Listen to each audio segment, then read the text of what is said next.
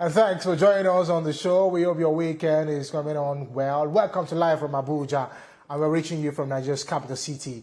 I am Ademola Lawrence. On the show today, we have exciting compilations that would make your day splendid. So sit back as we take you through this experience for the next hour. I am Habida Lawal. Indeed, a splendid one for Nigerians and in Nigeria in Times Square, New York City.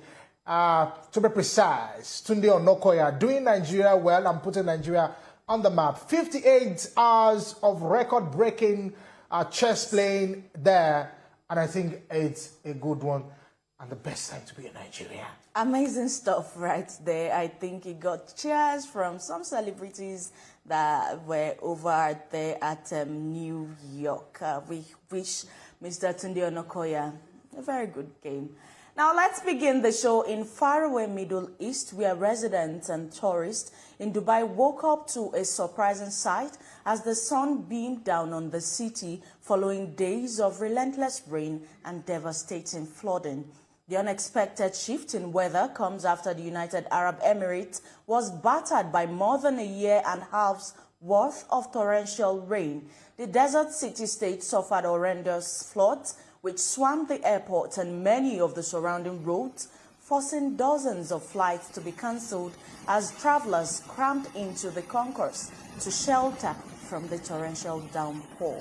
Residents are now describing their harrowing stories of spending the night in their cars and air passengers enduring chaotic scenes at the airports. Up to 259.9 millimeters of rain fell on the usual raid country of the United Arab Emirates, which is the most since record began 75 years ago. The state-run one news agency called the rains as historic weather events that surpassed anything documented since the start of data collection in 1959.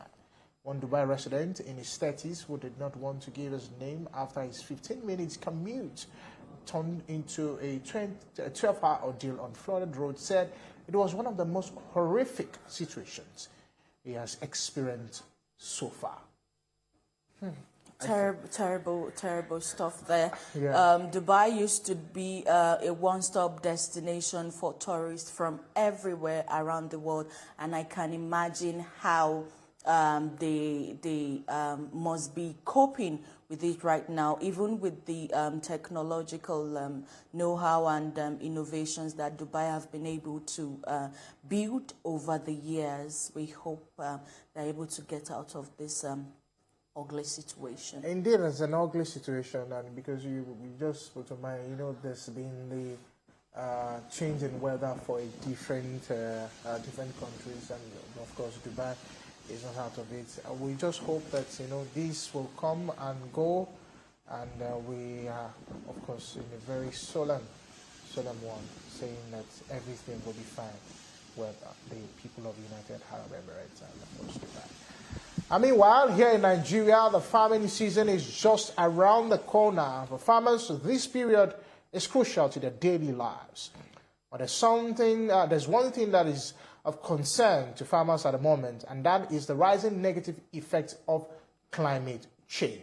However, all hope is not lost, as a timely weather forecast will be instrumental in enhancing the adaptive capacity of smallholder farmers and enabling them effectively manage farming seasons. There's more in this next piece. Thank you all kindly.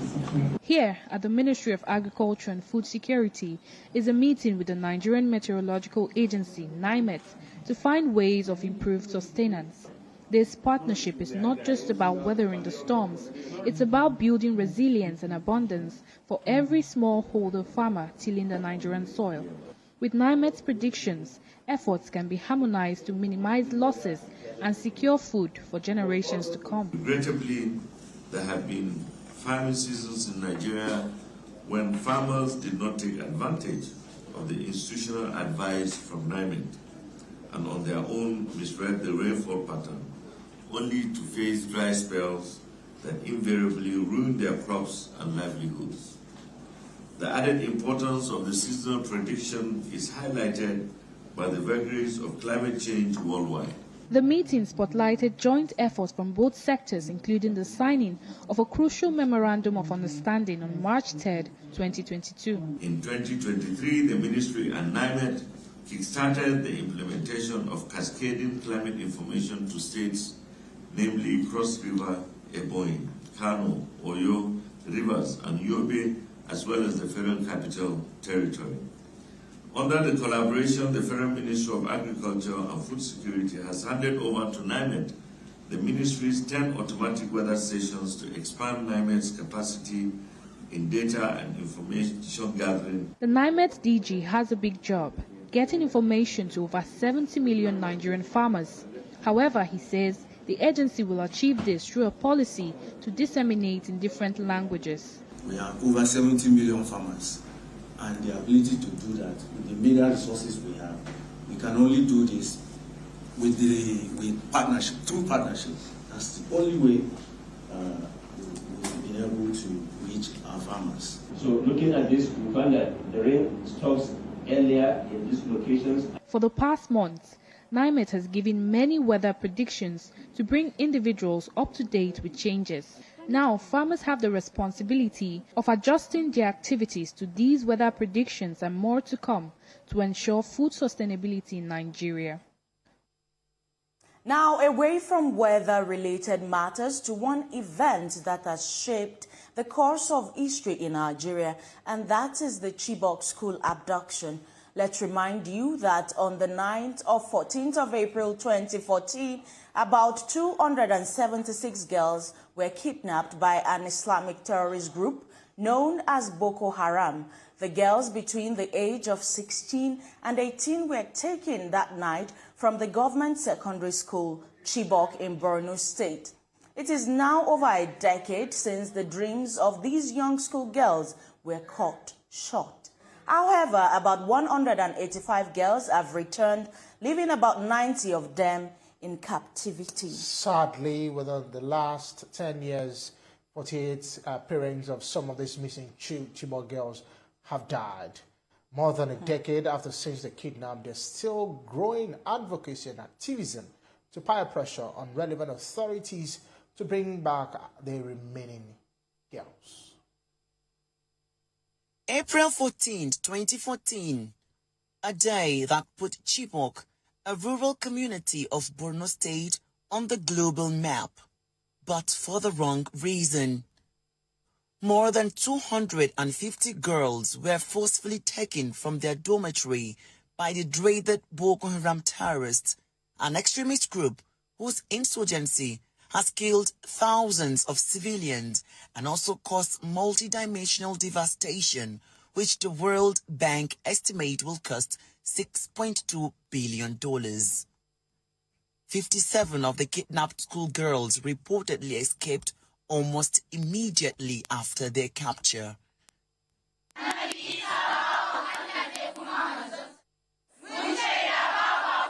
The dreaded terrorist group claimed responsibility for the abduction in a video released by Abubakar Shekau, who led Boko Haram before he was killed by the Nigerian army offensive. Who are we?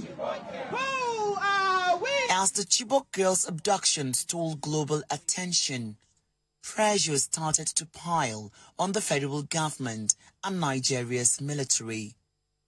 During that period, hopes were raised, but later dashed as the girls remained in captivity.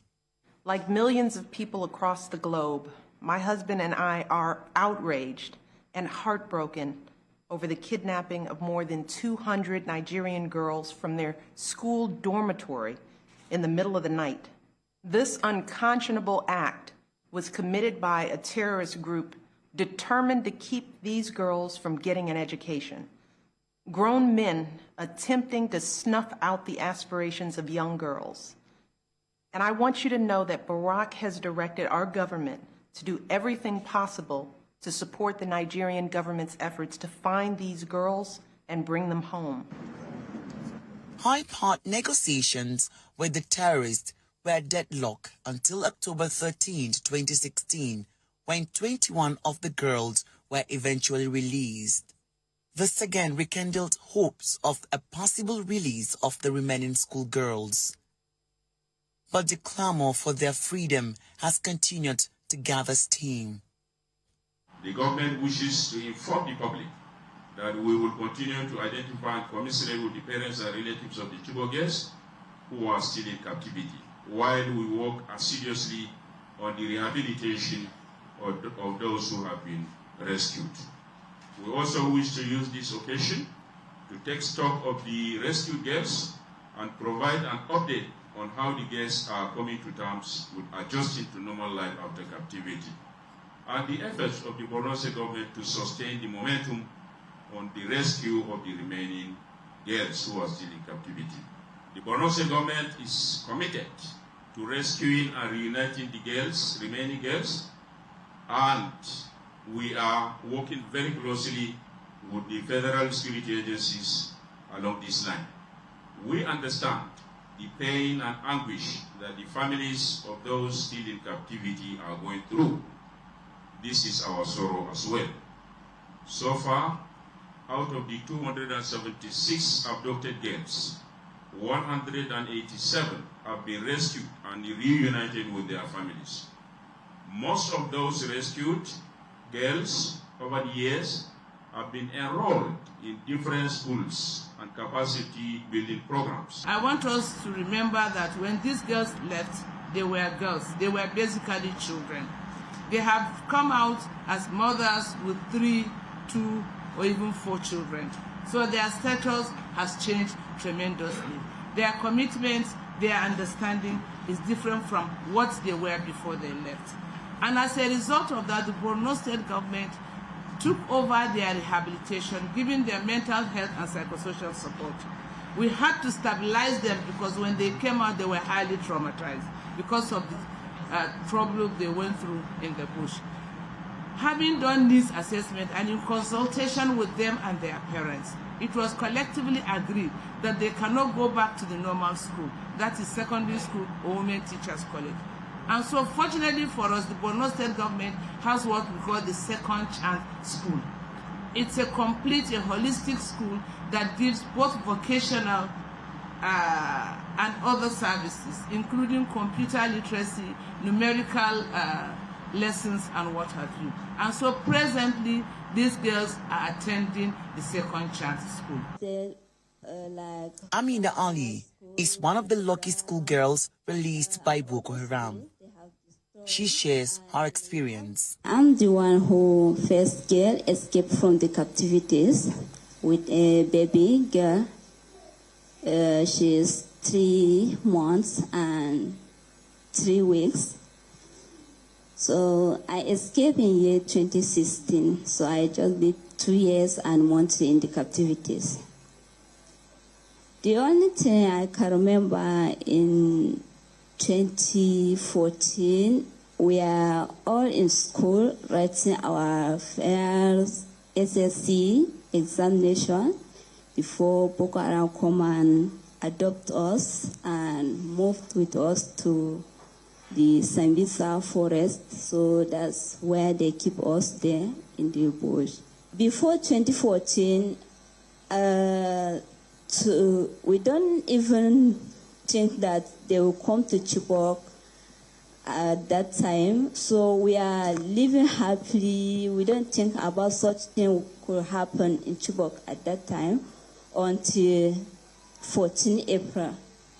And what we have been taught from our teachers used to tell us that anytime we heard about Boko Haram and we don't know in case maybe they will come to our place, but when we hear anything about Boko Haram or something like that happen in the town, we should not be worried. They will not come and do anything harmful to us. And then after I came out, I had some question in Borno State. Some people used to ask me that, when you were in Sambisa, have you ever seen a aeroplane that's used to provide the food for the Boko Haram? And I said that, well, if there is, me, I have never seen it.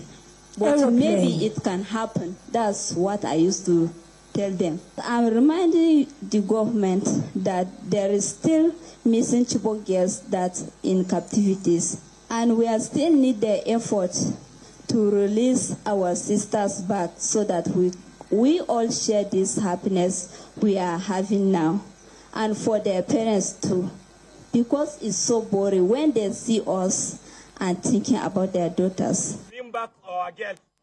The abduction of the Chibok schoolgirls is an event that will remain a reminder of the dark days of the Boko Haram insurgency in Borno State and the northeast region of Nigeria.